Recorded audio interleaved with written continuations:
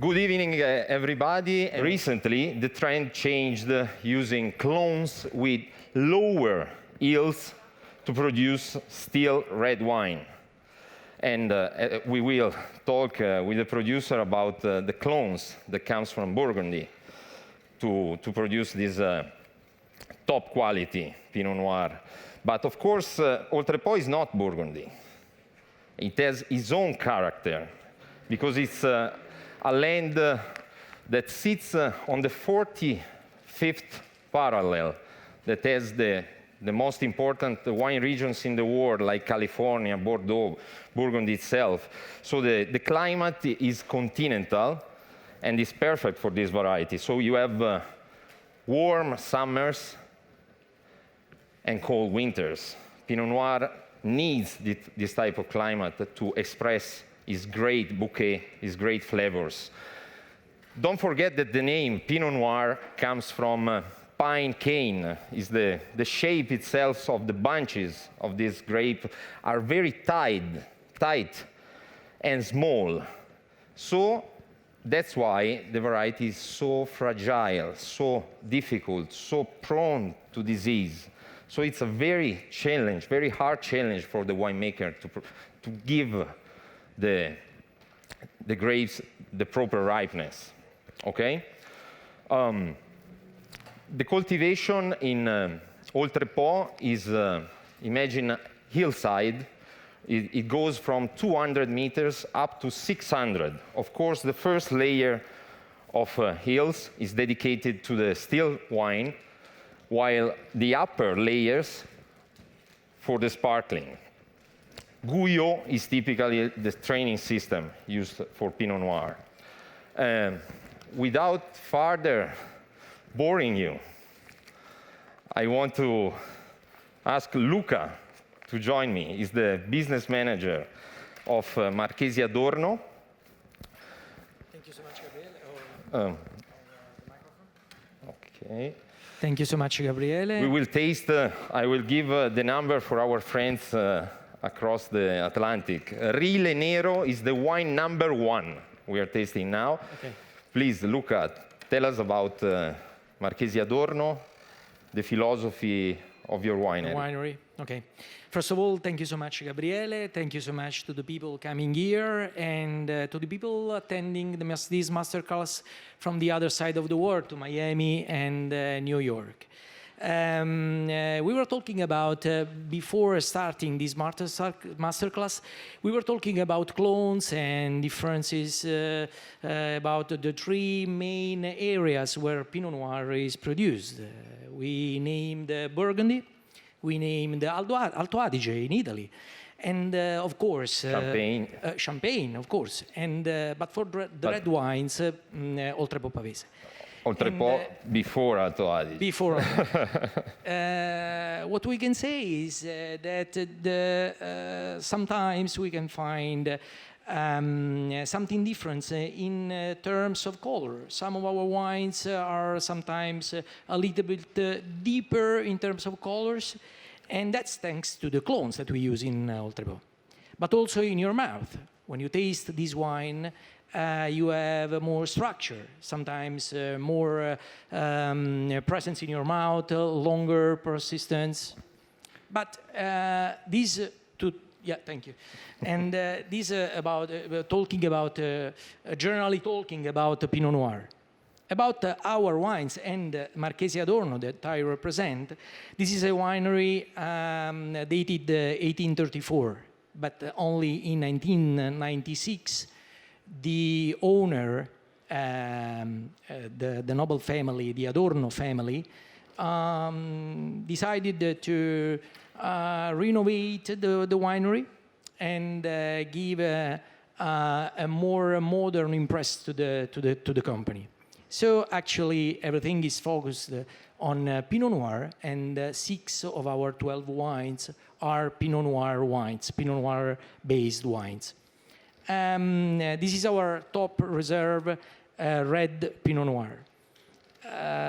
We are tasting 2016. Just one second. Yeah, yes. I changed my mind. Yeah. We are tasting 2016. in our opinion, this was a very well-balanced vintage with a higher perspective in terms of longer life. We imagine this wine in the next 10, 15 years. And we used to take this wine for 1 year aging in barrel, new barrique, and 1 year and a half in bottle before to go in the market. Luca, in terms of expression, this is, I think everybody noticed immediately the neat profile of the variety, Pinot Noir. You put your nose in the glass and you immediately notice this is Pinot Noir. For the elegance, for the fineness of all the aromas.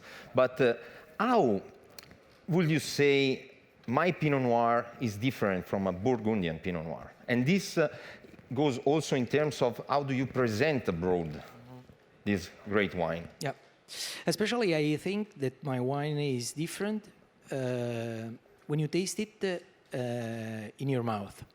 Because at your nose you can recognize the typical scents from Pinot Noir in terms of red flowers, raspberry, blueberry, violet, and rose also. But in your mouth you can feel also some tannins that usually in Burgundy are not so present. Are more mellow. Yeah. More I think around this is very Italic style, no? That's more, what I can feel. And even larger in my mouth. This is what I can feel. Absolutely. I don't know if the people tasting this wine can perceive the same idea that I taste, but this is my personal opinion about my wine. I perfectly agree. I feel that you have the same acidity, mouth cleaning verticality of the variety, but then you have the tannic structure that makes it more foodie, more a wine to drink with food. That's the profile, typical profile of all Italian wine. Even if you compare Cabernet Sauvignon from Italy with the French one, you know? This is very interesting, actually. And you would feed, of course, freshness, acidity, absolutely. persistence, but especially and if you want to mind about the differences, I think that these are the ones that make I something different. Totally agree. And you think that this is related of the soil? About clones, especially. Clones, and yeah, the style of aging of these wines. Okay, because actually, when you look at Oltrepò Pavese, it's a mixture of soil. You have clay, lime, and that's what I like about it, because it's and for the Pinot Noir it's special because it's so adaptable. Yeah. And it's a way changes. To remark the terroir of this wine, the terroir of the grape that we are going to grow, and that makes the difference. Usually, always. Okay. And which type of soil is the relay? We have a mixed soil between limestone and clay. So, fantastic. and we grow this. Our vineyard are between 350 and 400 meters above sea level. I see also a good aging capability of this wine. Actually. Yep. Fantastic. Thanks, Luca. Thank you, Gabriele. Thank you. Okay. Now, Ottavia, Corte Vistarino. We are tasting wine number 3. Costa del Nero is the first wine. Ottavia, thanks for being here. A winery that represents the history in terms of clone of bringing the Pinot Noir back to Oltrepò. Why I say back? Okay. Hello to everyone in Miami, in New York, and here in Milan. Hello to our friend Alberto and Giancarlo that are our team in United States. And they try to explain our philosophy and our terroir in United States. And then I say thank you for this difficult job. And about the history, okay, my family planted Pinot Noir in 1850 because in this period the aristocratic family used to drink French wines because are the wines that were in bottles at this yes, il terzo, esatto, facciamo, andiamo invertito.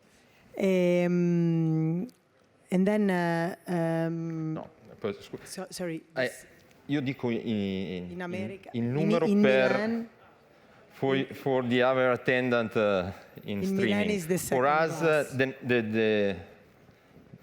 the numeration is right. So it's the second one. È il secondo I say the bicchiere. third because the pouring is different for them. Thank you. Then, no problem.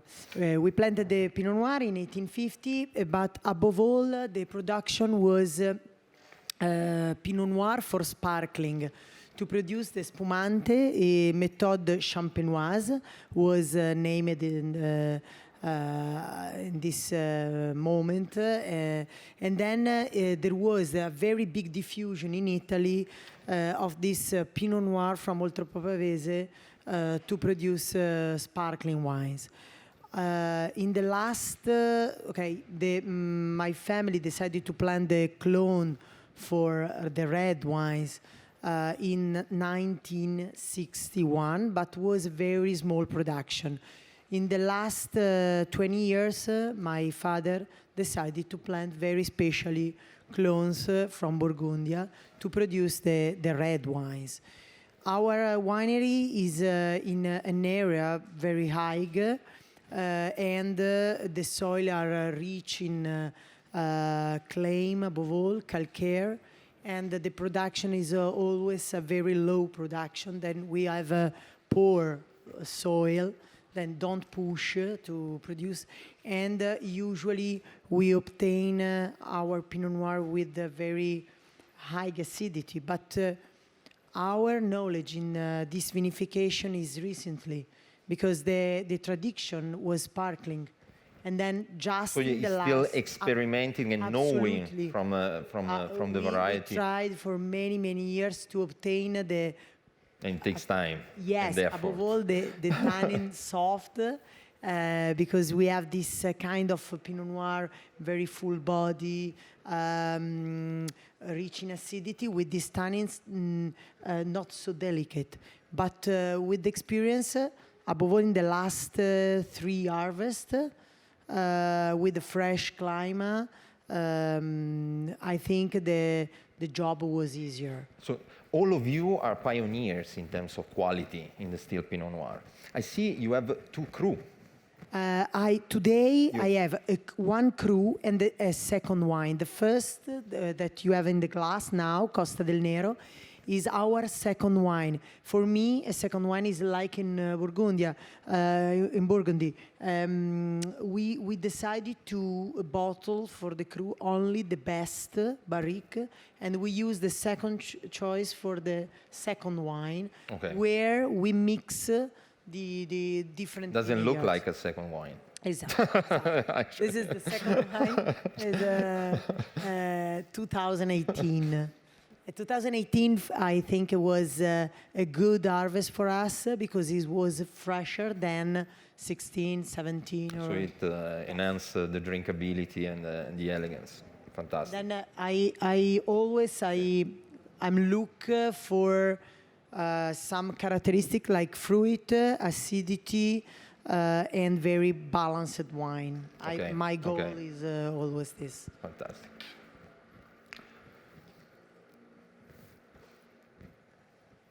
Then we have the Pernice. Mm-hmm.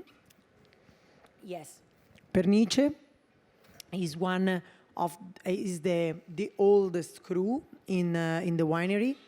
Is a special vineyard because it's a Pinot Noir always different. When we have different vinification in the cellar, always it's easy to recognize Pernice because it's really different from the other cru. It's interesting because the estate is 826 hectares, and in this area we really obtain a different Pinot Noir. Fantastic. Okay. That for the friends overseas is wine number 2, Pernice. In Milan is the third Vistarino glass. Pernice. This is 2015. The color is a little bit orange. Then the color is less intensive than the other one. Pernice is not a perfect wine. Is never perfect. So? It's different. It's Okay. different. Interesting. For me, is more important because it's a wine that really who likes this wine appreciate the difference. Okay. Is a cru. Is like a monopole. In fact, I can feel that in terms of character stands out compared to the other one. Now I understand what you say about first wine and second wine. Exactly. This one is still young. It's Yes. at 15, but it's still young. Yes, and the 15 is not we have in United States we have 15, but the next vintage will be 2017 because we didn't produce Just skip 16 the because 16. it was too hot, and then we produce a very nice Costa del Nero, super wine, the second, but we didn't produce Pernice.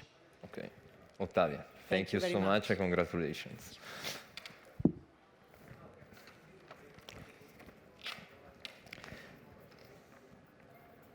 Valeria. From Frecciarossa. Hello, everybody. I'm Valeria from Frecciarossa, as he said, I confirm. So we are a family winery in Oltrepò, Pavese that is 100 years old, even though I look younger, I hope. And so we work with Pinot Noir. We started working with Pinot Noir in the late 80s. Because before that, my grandfather was only working with indigenous varieties. And my mom started challenging with Pinot Noir. So we have here today 2 Pinot Noir. They all come from the same vineyard. It's a cru. It's a vineyard that we call Vigna del Pino because there is one maritime pine which is very strange to find in our region, which is in the middle of the hill. And it's an exposition north, sorry, not at all north, southwest. And we have 4 different clones of Pinot Noir there. So we take the upper part and the lower part of the vineyard to make the Carillo, which is the youngest wine. I've lost the numbers. I think number 4. Number 4, is that right? Exactly. For us, number 4. For overseas, number 5.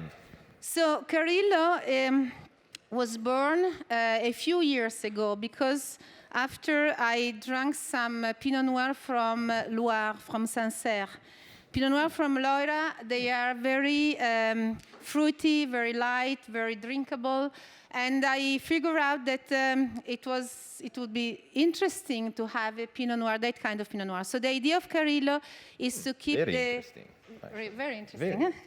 I agree. So the idea is to keep this wine very fresh and crispy with a very crispy fruit.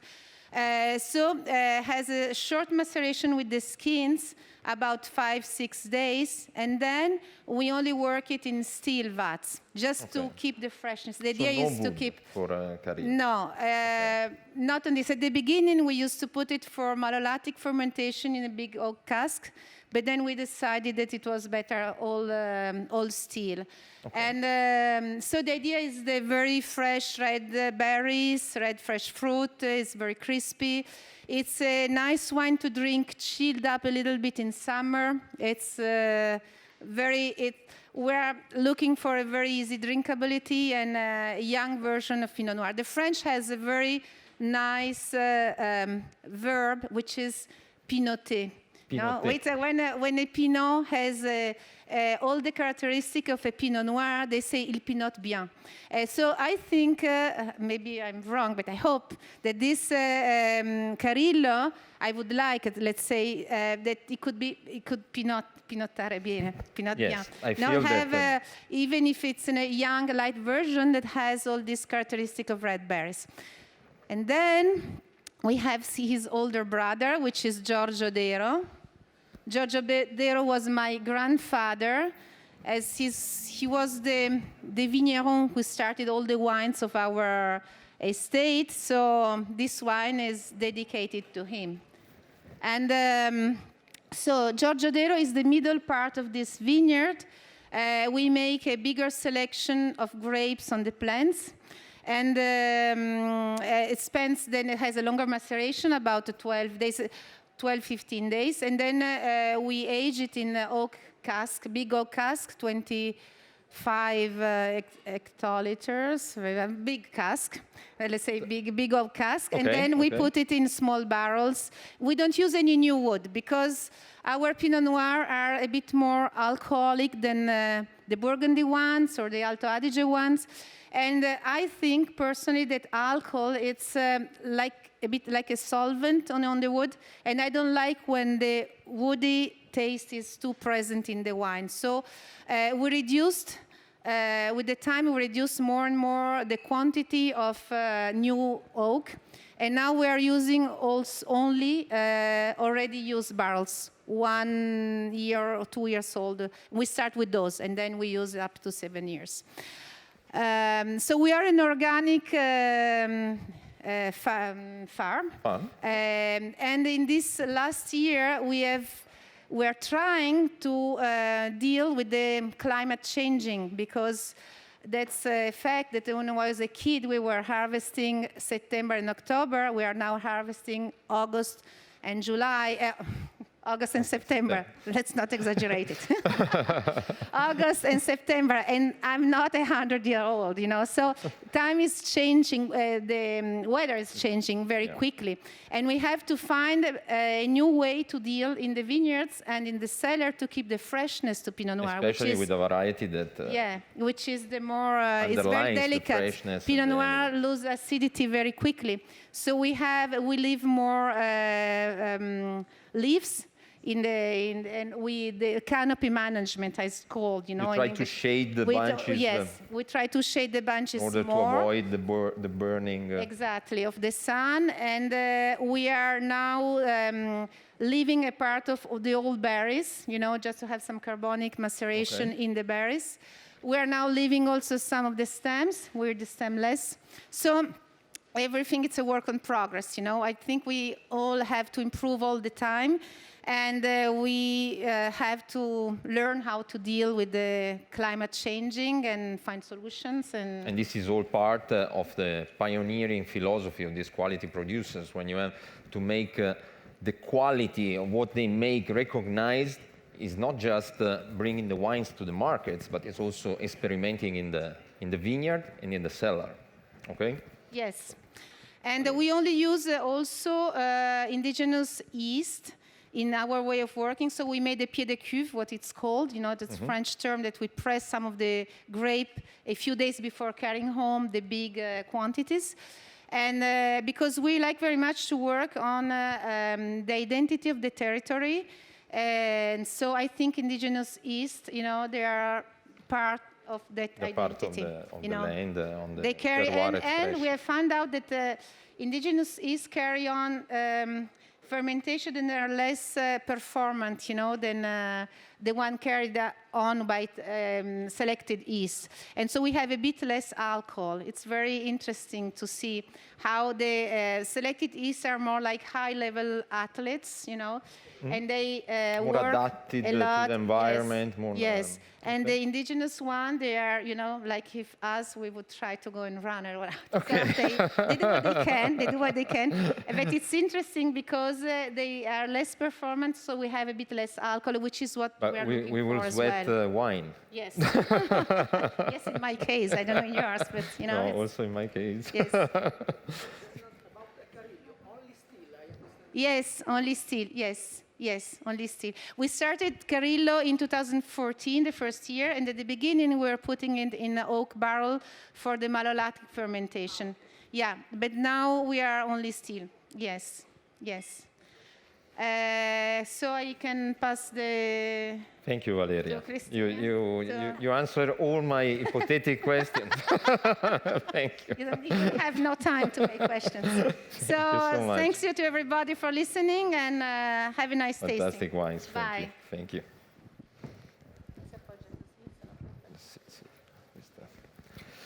Cristina Cerri, welcome. Thank you. Thank you, Gabriele. Hi, Venuta everybody. Travaglino. Yes. Tell us about Welcome. your winery. About my winery, Travaglino is a very traditional and historical winery. Is of my family since 1868, but Travaglino was established in 1111, so it's We are quite back old, in the medieval. Exactly. And there were the clones of Pinot Noir. The clones of Pinot In Noir the- in Oltrepò first, because Oltrepò. I want to say that Oltrepò When? Pavese is a very, very important area for Pinot Noir, but also for wines. We have more than 30,500 hectares of vineyards, and inside this amount, 3,500 hectares are based off Pinot Noir. So actually, if you think about Pinot Noir in Italy, you have to think about Oltrepò Pavese. 75% of Italian production. Exactly. Oltrepò. And the 60% of the Lombardy production is from Oltrepò Pavese. So it's one of the most important area for the Italian wines, and of course the first one for the Pinot Nero. But it's the third one in the world. After Bourgogne and Champagne, there is Pinot Noir. So this is a very important land for this cultivation. And we use it for the red variety and also for traditional method sparkling wine. Okay. And regarding my winery, we use, of course, only our own grapes. We follow the entire chain from the ground to the bottle. And today we have Poggio della Buttinera, which is this one with the red cup, which is our Reserva, is vintage So for our 2017. sorry, for our friends, is number 4. And here in New Italy York. is number 6. Exactly. We have to. And we are tasting Poggio della Buttinera, which is our Reserva, and which is also the name of the vineyard where we produce this wine. We So always a cru, again, a yes, cru, it is. But Riserva. What does Riserva because means? it's like a denomination, because this wine, after the steel tank, goes in barrels, actually a part in barrique and a part in tonneau. Both of them are French oak. Okay. And it depends of the years, but less than a year. How long do you keep? Depends of the vintage, but Okay. actually less than a year, like I would say 9 months. Okay. And then we bottle it for at least 1 year, sorry. So we have 3 steps for this wine. And actually more you wait, better it is, because it's aged very, very well. And Poggio della Buttinera was saying that it's a single vineyard, and it's, we have a particular clone for red version, like a particular Pinot Noir clone for okay. wine, red wines, not for the sparkling. Okay. And the vineyards... Less productive, I guess. It is. Well, actually, all our vineyards are also quite old, because are around 25, 30 years old. And the Poggio della Buttinera is at 230 meters above the sea level in the southwest position. And it's a particular vineyard, it's just 2 hectares, not that big. Very, we produce very tiny. less than 4,100 bottles of this wine. Okay. And the land is based with clay and limestone, calcareous. But in this land, we have also some sand and iron that make like the land more dark and also hot and quite dry. I think you feel the shoulder of this wine is. It is, because this Stronger, is like no? a stronger structure. Yeah. But actually, the 2017, which is the vintage that we are tasting, was a hot year. But I think Then in the mouth it keeps the it's elegant, not the varietal that elegance. strong. I mean, it's No, very. but it's it has a good structure. What do we want on the Reserve of Pinot Noir, Of course. But still elegant, I would say. It is. It Good is very fragrance. balanced between the toughness and the drinkability, I think. Yeah, this is what I want, for our style. Like, I want that in all our labels you can recognize the variety in the glass. Absolutely. But to the other hand, you have to feel pleasant when you drink. So we want quite drinkable and feel pleasant. This is what we want. It is. And very, I would say, balanced, well done. And this is... How much can it age in your idea? A lot. We have some bottles of 19 years, and actually, more you wait, better it is. We use the wood, the oak, just to give a little bit of structure. With so small production, do you manage to keep some of this wine? Actually, we produce also another Pinot Noir in red, which the name is Nero, and it has just steel tongue, so that has to be more fresher than this one. Okay. This has to be like this, and we want so not too much. So if I come visit you, I can taste older vintages. Why not? You have to come, and everybody has to come to visit me and to visit Oltrepò Pavese, because it's very, very nice. It's just up and down place, 1 hour from Milano, and it's very, very beautiful. All of our wineries are always open 7 days out of 7. Amazing. So all of you guys have to come to visit this magic I really land. look forward. Well, that is just a picture to show our country. Not bad. It's nice. Fantastic. Thank you so much. Okay. Thank you. Thanks, everybody, to Miami and New York as well. So now we have Francesca Mazzolino. Welcome, Francesca. Thank you very much, and thank you to everyone. So my name is Francesca. I introduce myself quickly, and I am the 3rd generation owner of Tenuta Mazzolino. The estate was bought by my grandfather around 45 years ago, and his idea was to find a place where to bring all his big family. We are a huge Italian and French family. Okay. And his other very big passion was wine. And at Mazzolino, there was already the winery, very old winery. We are a classical winery, we have a hill. I mean, the estate is on the top of the hill where there is the winery, and all the vines are around the hill. We are very small because we have only 18 hectares, and we mainly produce Pinot Noir and Chardonnay. As Ottavia said, Pinot Noir was already there since very long time in Oltrepò Pavese. But my grandfather was very close friend with Giacomo Bologna. I know the story. And, please tell us. It's very interesting. At one dinner, very long time ago. Was Veronelli also there? Also Veronelli. It was a very important dinner between winemakers and people in the wine business. And they told to my grandfather, listen here, you have the soil, you have the climate, you have everything. You have to do a very good red Pinot Noir. So go with that version of Pinot Noir. So he started this adventure 40 years ago, because this year was our 40th harvest. Okay. And we are still going on, trying to do our best. And my mother ran the estate for 15 years, and now since 2015 it's my turn, my job now. So we have here 2 of our Pinot Noir. We only produce the cru concept, 2 different vineyards, right? Absolutely, 2 different vines. Actually, Terrazze is our very young, very fresh version of Pinot Noir. It's 2019, and it's a mix. For our friends, Terrazze is number 8. And this is not a cru.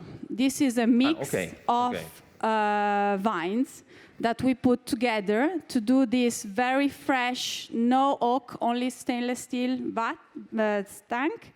And the idea is to have like an everyday Pinot Noir, very crispy, we just make a fermentation, a pre-fermentative maceration for like 5 to 6, 7 days. Okay. And then alcoholic fermentation, classic, and then stainless steel tank for 7 months. No Then malolactic. no oak, nothing at all. And then we bottle it, and the idea is to have a very fresh, very crispy, very juicy Pinot Noir Yes. with all the small fruit, red fruit in the nose, and very easy. Noir is our crew. Noir, I'm from 1995. Yes, this Does was it our have first something? vintage. Exactly.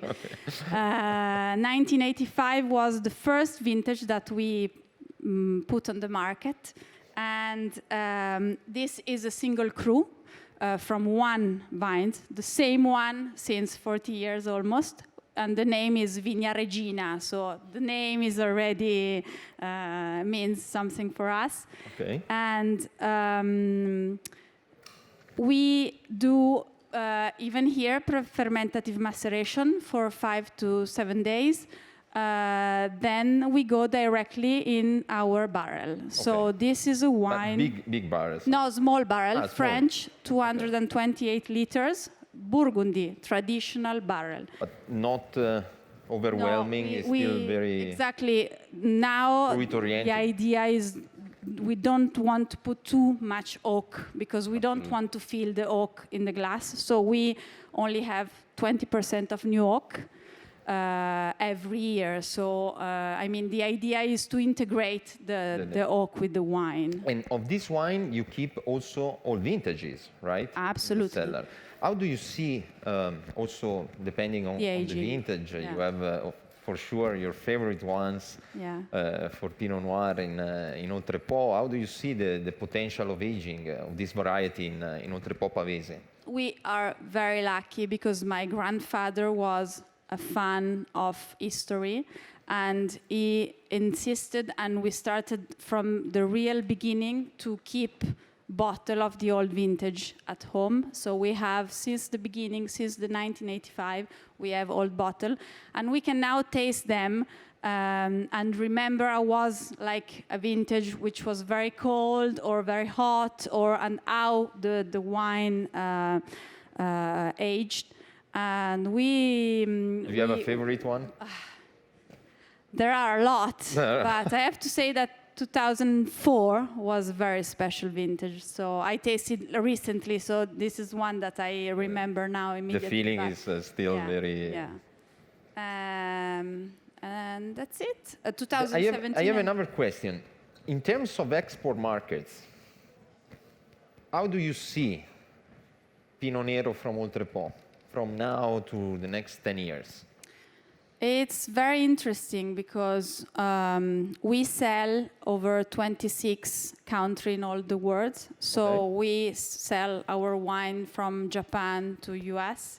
Okay. And there's the quality in the glass. So starting from that, of course, we are not well known as Burgundy. Of course, we are not, we are not like very well known everywhere.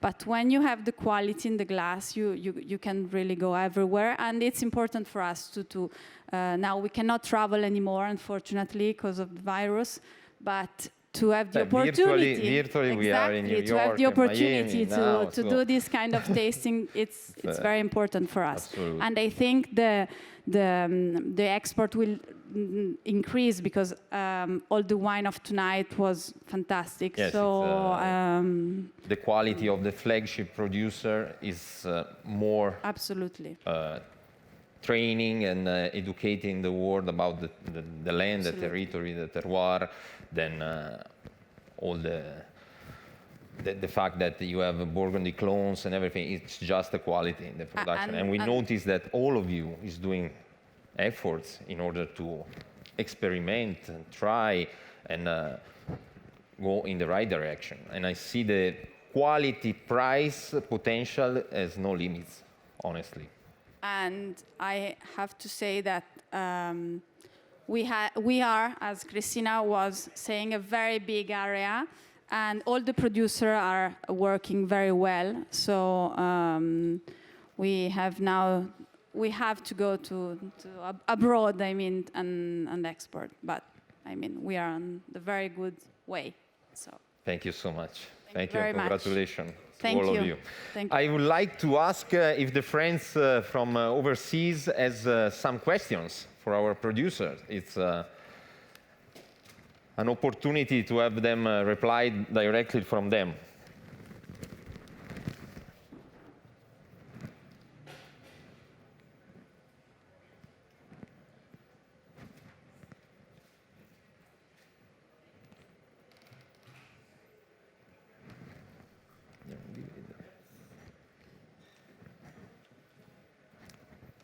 Any of you, any question?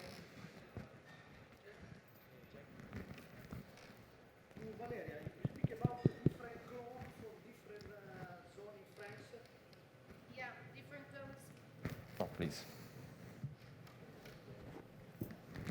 We have 4 different varieties of clones. It's 777, 115, 113, and 165. 65, yes, 165. So we work with 4 different clones. They are planted in vertical like this. So we have in every part of the vineyard the 4 of them.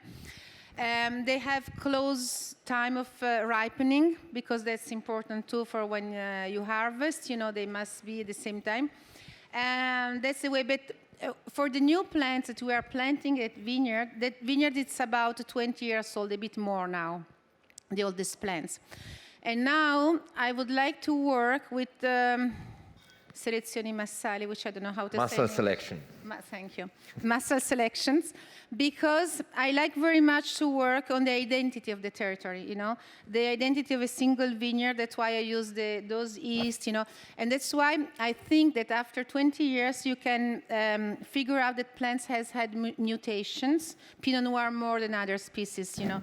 And so if they're still alive, 20 years old over that, that means that they are more resistant, you know, to that place, to that vineyard, and they have developed their own, you know, characteristics. So I like now to work with muscle selections to build, you know, the new plants for the vineyards, you know, going on from there, from the genetical, yes. Yes, you know, we are selecting plants already. Year after year, and if those plants have been selected for 5, 6 years, the same plant confirms that it's a good plant, we make selection over that. So we're not working anymore with plants that we buy, but with plants that we grow, you know, from the one we have. Yes.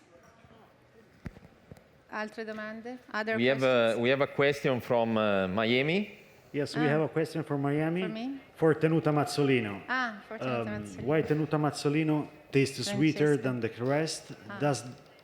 Does she pick the grapes later than usual? Regarding the Noir or the Terrazze? Anyway, we try to harvest very, very. It's very difficult. That's exactly the most challenge. important challenge of Oltrepò Pavese, because exactly as Valeria was saying, we have a very, very hot climate, especially 2017 has been the hottest year ever. And so the good choice is exactly when to harvest.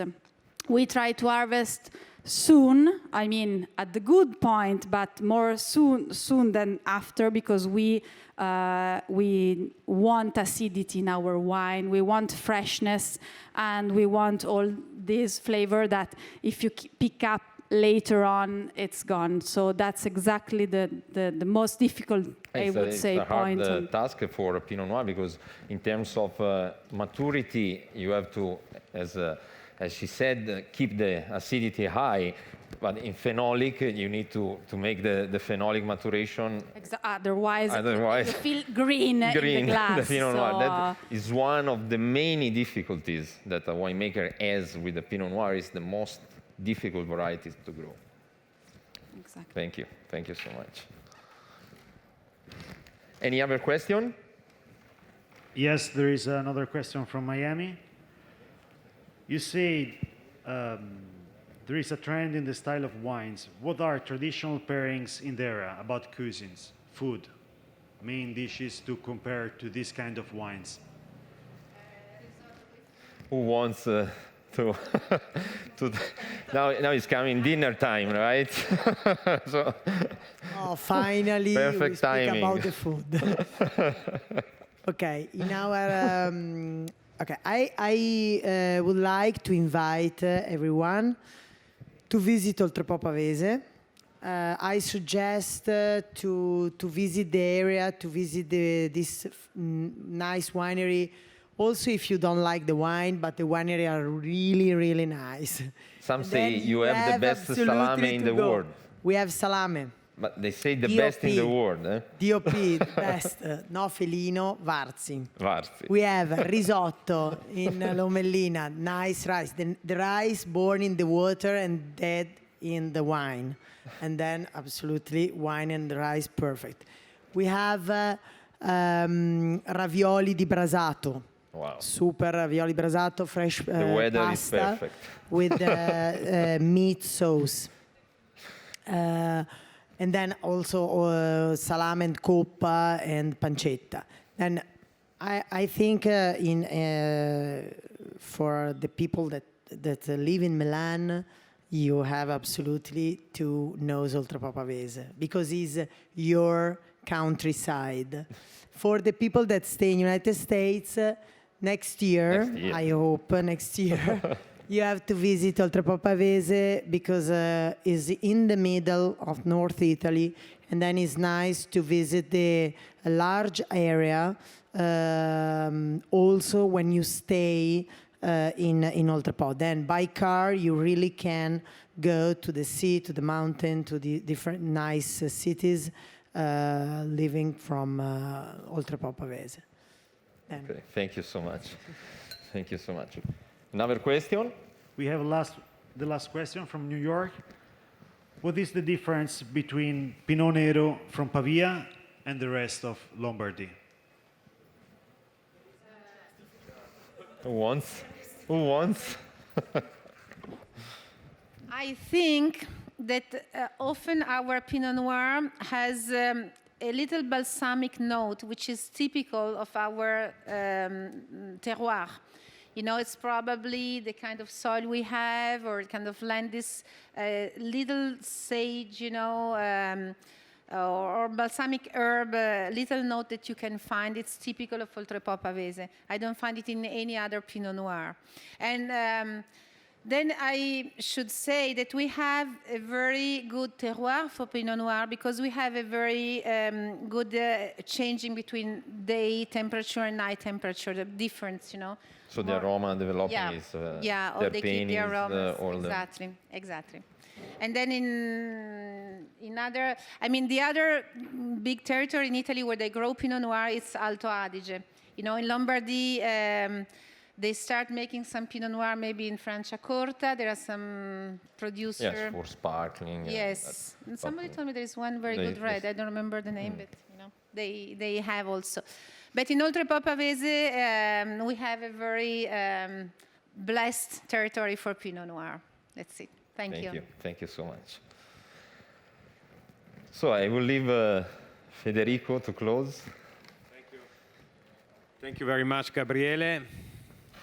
Actually, I have to say something. I pushed a lot for this tasting, and Ottavia knows this, because we practically organized everything this in the last three weeks, because I wanted a big space for Pinot Noir from Oltrepò. I think that Oltrepò actually is the territory with the higher potential in Italy right now, and Pinot Noir is the real flag of Oltrepò.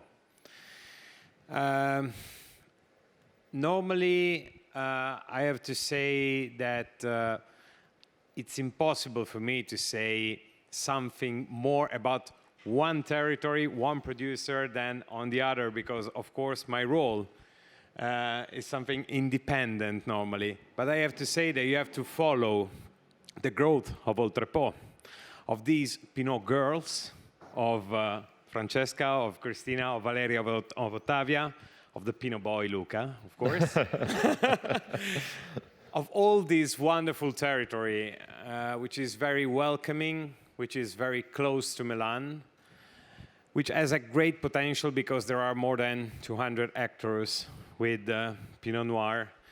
And it's very, very important to understand that Italy is not just focused on the classic names of wine, but we have to focus on the new territories with high potential like Oltrepò is. So I personally, I'm very grateful to Ottavia, to Confagricoltura Pavia, to give us the possibility of this tasting.